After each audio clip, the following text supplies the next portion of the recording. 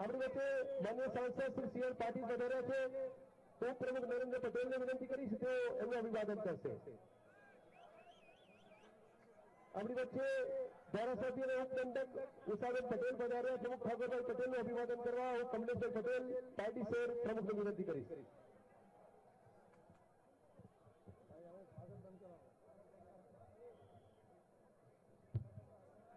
જોરદાર તાળી વડે આપણે મોદીજીને અભિવાદન કરીશું. હું આપ સૌ વતી વિનંતી કરીશ મોદીજીને સભાને સંબોધન કરવા.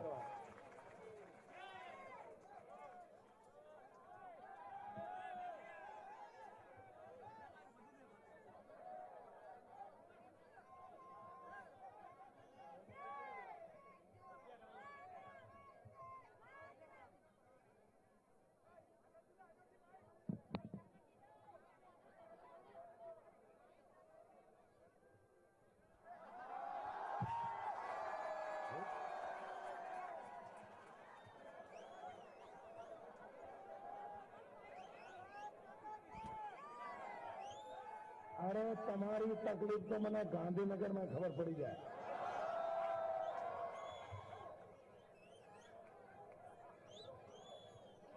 मंच पर विराजमान भारतीय जनता पार्टीना સૌ આગેવાનો અને વિશાળ સંખ્યામાં પધારેલા વાપીના મારા વાલા ભાઈઓ અને બહેનો,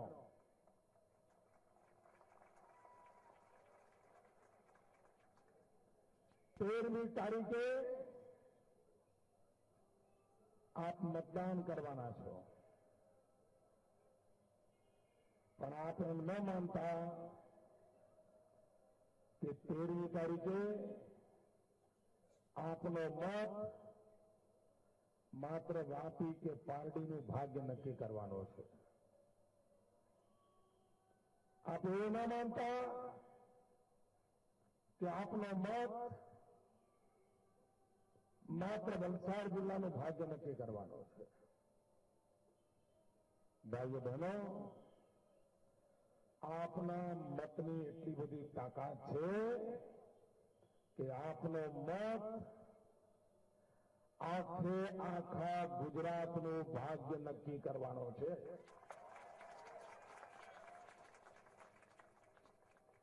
આ ચૂંટણીમાં આપણે નક્કી કરવાનું છે કે આ ગુજરાતનું સુકાન કોને સોંપવું છે. આ ગુજરાતની બાગડોર કોના હાથમાં મૂકવી છે. ગુજરાતનું ભવિષ્ય નક્કી કરવા માટે કોના પર ભરોસો મૂકવો છે. અને ભાઈઓ બહેનો, આ ચૂંટણી આખા ગુજરાતની આવતીકાલ માટે છે. ભાઈઓ બહેનો, તમે 15 દિવસ માટે ઘરે તાળું મારીને ક્યાંય જવાના હો, આખું કુટુંબ ચારધામની યાત્રાએ જવાનું હોય કે સગા સંબંધીઓમાં જવાનું હોય, 15 દિવસે ઘરનું તાળું મારવાનું હોય, તો તમે તમારા ઘરની ચાવી કોઈ અજાણ્યાને આપીને જાઓ? બરાબર બોલો જરા. કોઈ અજાણ્યાને ચાવી આપીને જાઓ? 15 દિવસ પછી પાછા આવવાના છો તો પણ અજાણ્યાને ચાવી આપો? તો ભાઈઓ બહેનો, આવડું મોટું ગુજરાત કોઈ અજાણ્યાને અપાય? ના અપાય. અને તમે મને બરાબર જાણો છો, ગુજરાતનો એક બાળક મને ઓળખે છે કે નહીં? તમે મને બરાબર ઓળખી ગયા છો કે નહીં? અરે તમે નહીં ઓળખી ગયા છે. ભાઈઓ બહેનો, આપે મારા કામને જોયું છે, આપે મારા કાર્યશૈલીને જોઈ છે. આ ગુજરાતના વિકાસ માટેની મારી મથામણને જોઈ છે. દિવસ રાત એડી ચોટી લગાવીને આ ગુજરાતની આવતીકાલ બનાવવા માટે ગયા 12 વર્ષથી જે હું મહેનત કરું છું એ આપે ભલી ભાંતિ જોઈ છે. ભાઈઓ બહેનો, 12 વર્ષ થયા, મારી પર એક દાગ નથી લાગ્યો. ભાઈઓ, એક દાગ નથી.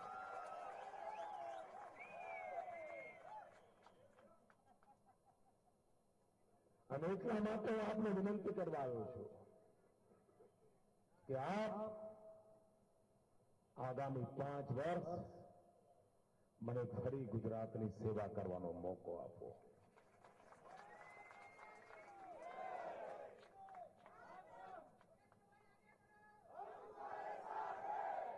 ભાઈઓ બહેનો, આપને પણ અઠવાડિયામાં 1 દી રજા લેવાનું મન થાય છે કે નથી થતું? રજા લો છો કે નથી લેતા? વિદ્યાર્થી પણ નિશાળમાં અઠવાડિયામાં 1 દી રજા પાડે છે કે નથી પાડતો? અરે ખેડૂત પણ અમાવાસ્યાના દિવસે રજા રાખે છે કે નથી રાખતો? ઓલો કડિયા કામ કરતો હોય એ પણ 11 અને અમાસ રજા રાખે છે કે નથી રાખતો? ભાઈઓ બહેનો, ગાંધીનગરમાં એક એવો મજૂરીઓ બેઠો છે, એક એવો મજદૂર ગાંધીનગરમાં છે જેને 12 વર્ષમાં 1 દિવસની પણ રજા રાખીને આપનું નુકસાન નથી કર્યા. ભાઈઓ બહેનો, દિવસ રાત એક જ મંત્ર, મારું ગુજરાત, મારું ગુજરાત, મારું ગુજરાત. મારા 6 કરોડ ગુજરાતીઓની આવતીકાલ એ જ મંત્ર લઈને ચાલ્યો છું. આ 6 કરોડ ગુજરાતીઓ એ જ મારો પરિવાર છે. એમનું સુખ એ મારું સુખ છે અને મારો નિરાશ છે. બીજી કઈ પરોજન નથી. કોઈ જમાઈ બમાઈ જેવું કાંઈ છે નહીં.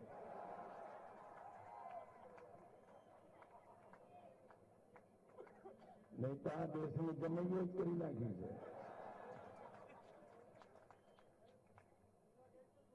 અને આપણે બધા જાણીએ છીએ કે જમાઈઓ કોઈને બાકી નથી રાખ્યા.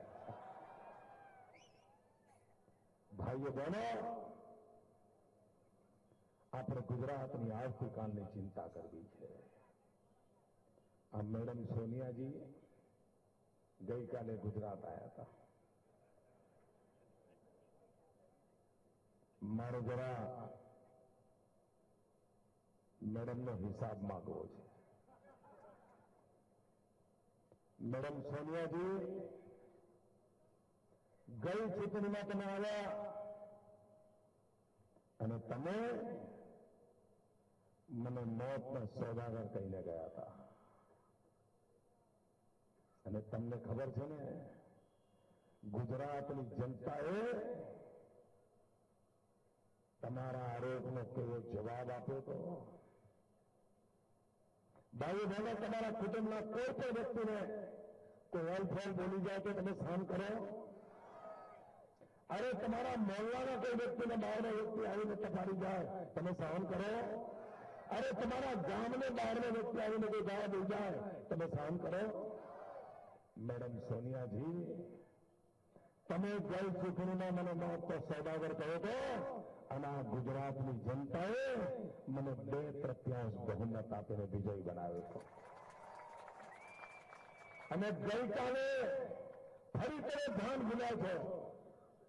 તમારા ભાષણ લખવા વાળાએ ફરીવાર મને ગાળ દીધી છે અને તમે કહ્યું છે કે નરેન્દ્ર મોદી દગાબાજ છે.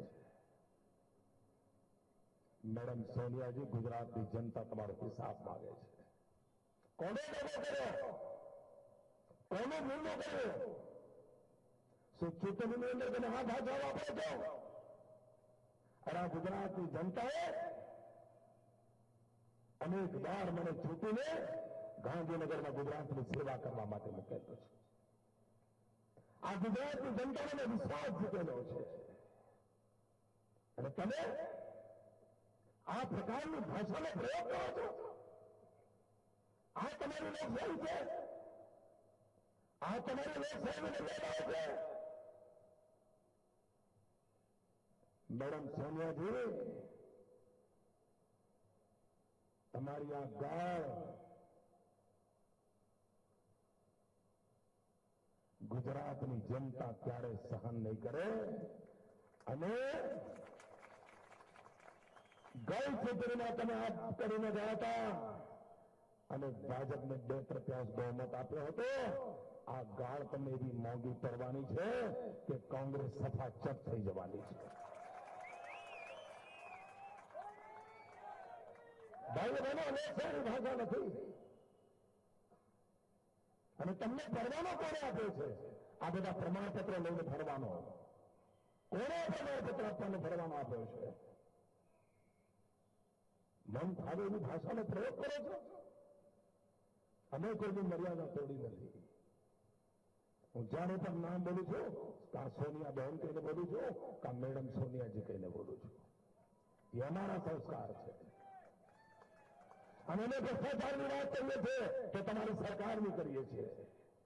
કૌભાંડોની વાત કરીએ છીએ તો તમારી સરકારની કરીએ છીએ. તમારી ગલત નીતિઓની કરીએ છીએ.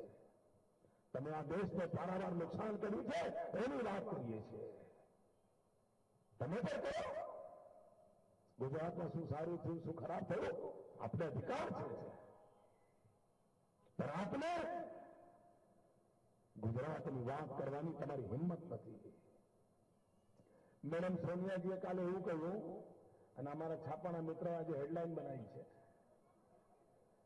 કે મોદીની વિકાસની વાતો તો ગપગોળા છે, ગપગોળા. આવું કહ્યું છે ને. મેડમ સોનિયાજી, કમ સે કમ તમે તો આવી ભૂલ ના કરો બેન. ના ના, તમે તો ભૂલ ના કરો. મેડમ સોનિયાજી, તમને ખબર હોવી જોઈએ, દિલ્હીમાં એક રાજીવ ગાંધી ફાઉન્ડેશન છે. મેડમ સોનિયાજી, તમે પોતે રાજીવ ગાંધી ફાઉન્ડેશનના અધ્યક્ષ છો. અને તમારા જ રાજીવ ગાંધી ફાઉન્ડેશને સમગ્ર દેશમાં ગુજરાત તેજ ગતિથી વિકાસ કરી રહ્યું છે એવું પ્રમાણપત્ર તમે આપ્યું છે. પ્રમાણપત્ર તમારા રાજીવ ગાંધી ફાઉન્ડેશને આપ્યું છે. થોડું તો સાચું બોલો બેન. કંઈક તો જરા સાચું રાખો. બંને એમને એમ કે ગુજરાતના છાપા છાપે છે એટલે ગુજરાતની જનતા માની લેશે. અરે, ગુજરાતની જનતા તો કોંગ્રેસનો હિસાબ ચૂકતે કરી નાખશે, હિસાબ ચૂકતે કરી નાખશે. મેડમ સોનિયાજી, તમને મેં કહ્યું હતું કે તમે ગુજરાત આવો તો લેશન કરીને આવજો, હોમવર્ક કરીને આવજો. કહ્યું હતું નહોતું કહ્યું ભાઈ? પહેલેથી કહ્યું હતું. અને એટલું જ નહીં, મેં તમને પ્રશ્નપત્ર મોકલી આપ્યું હતું કે ભાઈ આવો તો જવાબ લખીને લેતા આવજો. તો બોલો, નપાસ થયા, નપાસ થયા. ગુજરાતની જનતાની પરીક્ષામાં મેડમ નપાસ થયા. 35 માર્ક ન આવે, 35. ભાઈઓ બહેનો, આ કોંગ્રેસ પાર્ટી આપણી સાથે છેતરપિંડી કરી છે. અહીંયા ખૂબ મોટી સંખ્યામાં નવજવાનો હું જોઈ રહ્યો છું. નવજવાન મિત્રો, આ કોંગ્રેસ પાર્ટીએ 2009માં લોકસભાની ચૂંટણીમાં આપને વચન આપ્યું હતું કે દિલ્હીમાં કોંગ્રેસની સરકાર બનશે, 1 કરોડ લોકોને રોજગાર આપવામાં આવશે. 1 કરોડ લોકોને. વાપીના ભાઈઓ બહેનો, કોઈ અહીંયા બેઠું છે જેને દિલ્હી સરકારે રોજગાર આપ્યો હોય? જરા હોય તો મને હાથ ઊંચો કરો. કોઈ છે ભાઈ? દિલ્હીની સરકારે આ વાપીના કોઈને એકને રોજગાર આપ્યો હોય એ કોઈ બિરલો છે? ભાઈઓ બહેનો, આ વચન ભંગ કહેવાય કે ના કહેવાય? આ છેતરપિંડી કહેવાય કે ના કહેવાય? આ હિન્દુસ્તાનના યુવાનોના પીઠમાં છૂરે ભોંકે કહેવાય કે ના કહેવાય? અરે, હિન્દુસ્તાનના યુવાનોનું તમે શોષણ કરવા વાળી તમારી પેરવી આ દેશ તમને માફ નહીં કરે. મેડમ સોનિયાજી, તમારી પાર્ટીએ માફ નહીં કરે. ભાઈઓ બહેનો, આજે હિન્દુસ્તાનના કોઈ પણ રાજ્યમાં જાઓ, केरल जाओ, तमिलनाडु जाओ, आंध्र जाओ, उत्तर प्रदेश जाओ, लखनऊ जाओ, बिहार जाओ, आसाम जाओ, बंगाल जाओ, जयपुर जाओ, जोधपुर जाओ, दिल्ली जाओ, हरियाणा जाओ, पंजाब जाओ, कहीं पर जाओ, તમે હિન્દુસ્તાનના કોઈ પણ રાજ્યમાં જાઓ, તમને ગુજરાતનો કોઈ જવાનીઓ ત્યાં રોજીરોટી માટે ભટકતો હોય એવું દ્રશ્ય તમે જોયું છે? જરા ખોખારી જવાબ આપો. હિન્દુસ્તાનના કોઈ ખૂણામાં આ ગુજરાતનો જવાનીઓ રોજીરોટી કમાવા ગયો હોય એવી કેવી માહિતી તમારી પાસે છે? તમે સાંભળ્યું છે? મેડમ સોનિયાજી, આ ગુજરાતનો વિકાસ એટલો બધો થયો છે. અરે મારા વાપીમાં હિન્દુસ્તાનનો કોઈ જિલ્લો એવો નહીં હોય જેનો જવાનીઓ રોજીરોટી નહીં કમાતો હોય. એ તો અમારા વાપીમાં. એટલું જ નહીં, અનેક વિધવા માતાઓ, ગરીબ મા બાપ, कोई ओडिशा में रहता है, कोई आंध्र में रहता है, कोई बिहार में रहता है, कोई उत्तर प्रदेश में रहता है. गुजरात में काली मजूरी करीने छोकरो जયારે मनी ऑर्डर ઘેર મોકલતો હશે ને ત્યારે એના મા બાપને કેટલી ખુશી થતી હશે અને ગુજરાતને કેટલા આશીર્વાદ મળતા હશે. અને ભાઈઓ બહેનો, મેં આ ચૂંટણીમાં આપને એક વચન આપ્યું છે, ખાસ કરીને નવજવાન મિત્રો, આ ગુજરાતના યુવક યુવતીઓને મેં એક આશ્વાસન આપ્યું છે कि आप कोई धंधे रोजगार करवा मांगता है, कोई उद्योग कारखाने करवा मांगता है, कोई रेस्टोरेंट के होटल चलावा मांगता है, कोई ट्रांसपोर्ट में बिजनेस करवा मांगता है, कोई पण व्यवसाय करवा मांगता है, कोई पण તમે બેંકમાં લોન લેવા જાઓ અને બેંક તમારા બધા કાગળિયા જુએ, 3 મહિના સુધી બેંકમાં ચપ્પલ ઘસો, આજીજી કરો, જાત જાતના બધા દાખલા લઈને આપો અને બધું થઈ જાય એટલે પેલો બેંકવાળો શું કહે કે તમારો પ્રોજેક્ટ સરસ છે, બધું બરાબર છે, તમને 50 લાખની લોન આપવા તૈયાર છો, પણ જરા જામીન લઈ આવો. આવું કે ના કે જામીન માગે કે ના માગે? જામીન વગર કોઈ બેંક રૂપિયા આપે નહીં, આપે? અને તમે 50 લાખની લોન લેવાની હોય, કરોડની, 2 કરોડની, તમારા સગા કાકા સુખી હોય, ઘેર 2 ગાડીઓ હોય અને કાકાને કહો, કાકા મારે આ સાહસ કરવું છે, જરા મારા જામીન થાવ ને. તમારા કાકા જામીન થાય? જરા બોલો, સાચું બોલો. તમારા સગા કાકા જામીન થાય? અરે તમારો સગો ભાઈ જામીન ના થાય, સગો ભાઈ જામીન ના થાય. આ બધા એમ જ વિચાર કરે, એટલે આ તું કઈ ઊંધું વાળે ને ડૂબાડે તો જેલમાં અમારે જવું પડે. કોઈ જામીન ના થાય. જો કોઈ જામીન ના થાય તો મારા ગુજરાતના યુવક યુવતીને કોઈ લોન ના મળે, અને લોન ન મળે તો કોઈ સાહસ ના કરી શકે.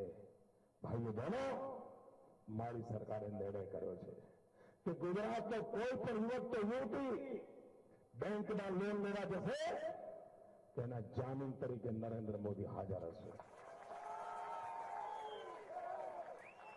મારી સરકાર તમારું જામીન બનશે મિત્રો. અને આ નિર્ણય મેં એટલા માટે નથી કર્યો કે ગાંધીનગરમાં મારી તિજોરીમાં રૂપિયા ઉછાળા મારે છે. અમે નિર્ણય એટલા માટે કર્યો છે કે મને ગુજરાતના યુવકોમાં ભરોસો છે. મને વિશ્વાસ છે કે રાત દિવસ મહેનત કરીએ એ બેંકનું દેવું પાઈ પાઈ ચૂકવી દેશે એવો મને પૂરો ભરોસો છે. માટે હું જામીન બનવા તૈયાર છું.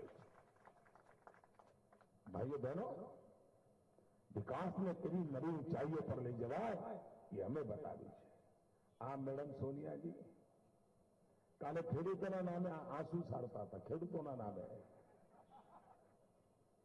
ભાઈઓ બહેનો, આ વાપીના નાગરિક જાગૃત નાગરિકો છે, ભણેલા ગણેલા નાગરિકો છે. આ લોકો કેવું મૂર્ખ બનાવવાનું કામ કરે છે અને એમને એમ છે કે પબ્લિક ભૂલી ગઈ હશે. પત્રકાર મિત્રો યાદ કરજો, 15 દિવસ પહેલા કોંગ્રેસ પાર્ટીની એક ચિંતન બેઠક દિલ્હીમાં થઈ. ડોક્ટર મનમોહન સિંહજી અને કોંગ્રેસની મુખ્ય ટીમ, એમના મુખ્યમંત્રીઓ આ બધા લોકો મિટિંગમાં હતા. આ ખૂબ મહત્વપૂર્ણ મિટિંગ હતી કોંગ્રેસની. અને એ મિટિંગમાં શું ચર્ચા કરી છે? એ મિટિંગમાં એમણે ચર્ચા કરી છે કે હવે ખાતરની સબસિડી આપવી પોસાય એમ નથી. ખાતરની સબસિડીનું ભારણ એટલું બધું વધી ગયું છે કે દેશ ચલાવવો મુશ્કેલ છે. અને એટલા માટે એ મિટિંગમાં નિર્ણય થયો છે હિન્દુસ્તાનના ખેડૂતોને ખાતરમાં જે સબસિડી મળે છે, યુરિયામાં જે સબસિડી મળે છે, ગુજરાતની ચૂંટણી પૂરી થતાની સાથે જ આ ડોક્ટર મનમોહનસિંહજીની સરકાર ખેડૂતોના ખાતર પરની સબસિડી બંધ કરવાનો કાળસેર સ્વીકાર્યો છે.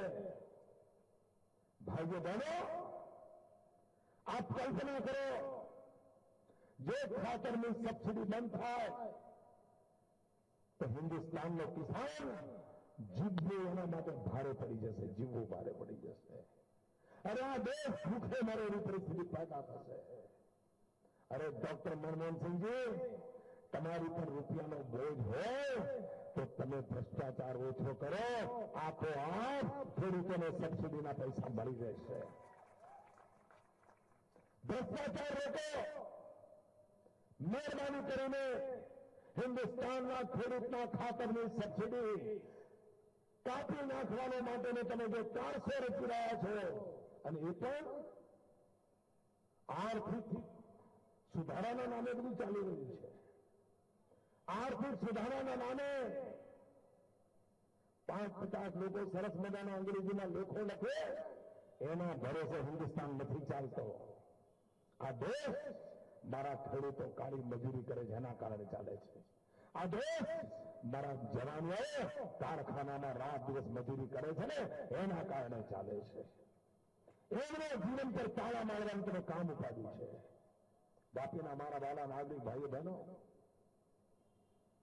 પાર્લામેન્ટની અંદર હમણાં એક કાયદો પસાર થયો. સંખ્યાબળના જોરે પાર્લામેન્ટના લોકો જીતી ગયા અને કાયદો કયો લાયા છે? હવે તમારા ગામમાં હળદર, મીઠું, મરચું, ધાણા જીરું, આ કરિયાણું તમે નહીં વેચો, વેપારીઓ નહીં વેચે. હવે ગોરા લોકો આવીને એની દુકાન ખોલશે. આપ વિચાર કરો, વાપીના મારા નાના નાના વેપારીઓ, વલસાડ જિલ્લાના મારા નાના નાના વેપારીઓ, ગુજરાત આખાના મારા નાના નાના વેપારીઓ, આ ગઈકાલે પાર્લામેન્ટમાં કરેલો નિર્ણય આ મારા નાના નાના વેપારીઓ માટે મરણતોલ ફટકો છે. ભાઈઓ, મરણતોલ ફટકો.